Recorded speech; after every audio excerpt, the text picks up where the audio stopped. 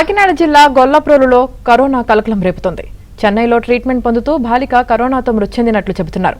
అయితే జిల్లాలో ఎటువంటి కరోనా కేసులు లేవని జిల్లా వైద్య ఆరోగ్య శాఖ చెబుతోంది. రక్తహీనత, ఇతర అనారోగ్య లక్షణాలతో బాలిక మరణించినట్లు అధికారులు చెబుతున్నారు.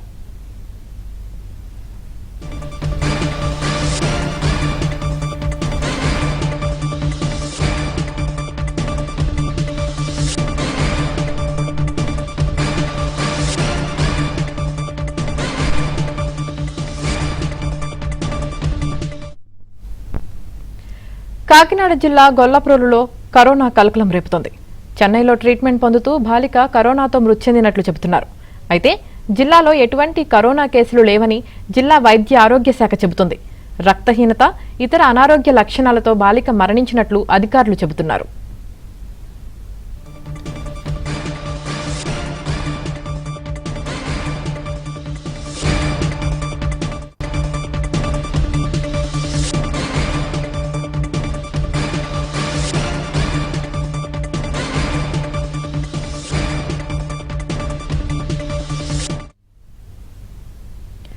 కాకినాడ జిల్లా గొల్లప్రోలులో కరోనా కలకలం రేపుతోంది. చెన్నైలో ట్రీట్మెంట్ పొందుతూ బాలిక కరోనాతో మృతి చెందినట్లు చెబుతున్నారు.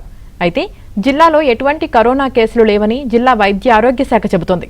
రక్తహీనత, ఇతర అనారోగ్య లక్షణాలతో బాలిక మరణించినట్లు అధికారులు చెబుతున్నారు.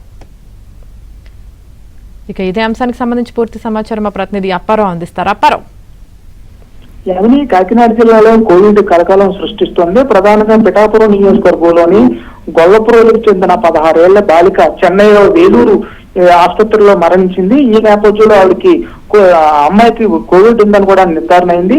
ఈ నేపథ్యంలో బాలికకి సంబంధించి కుటుంబ సభ్యులు గొల్లప్రోలులో ఉండడంతో కుటుంబ సభ్యులకు ఈ రోజు కోవిడ్ టెస్ట్ నిర్వహించారు. ప్రస్తుతం వీటిని RT-PCR ద్వారా ఈ శాంపిల్ ను కాకినాడ GGH తరలించారు. రేపటికి ఈ కోవిడ్ శాంపిల్ సంబంధించి వైరస్ ఉందా లేదంటే నిర్ధారణ జరిగే అవకాశం ఉంది. మరోపక్క కోవిడ్ కేసులకు సంబంధించి ప్రస్తుతం జిల్లాలో ఏవీ లేవని చెప్పి అధికారులు ప్రకటించారు. ముఖ్యంగా కాకినాడ GGH లో 30 పడకలతో ప్రత్యేక కోవిడ్ వార్డు కూడా ఏర్పాటు చేశారు.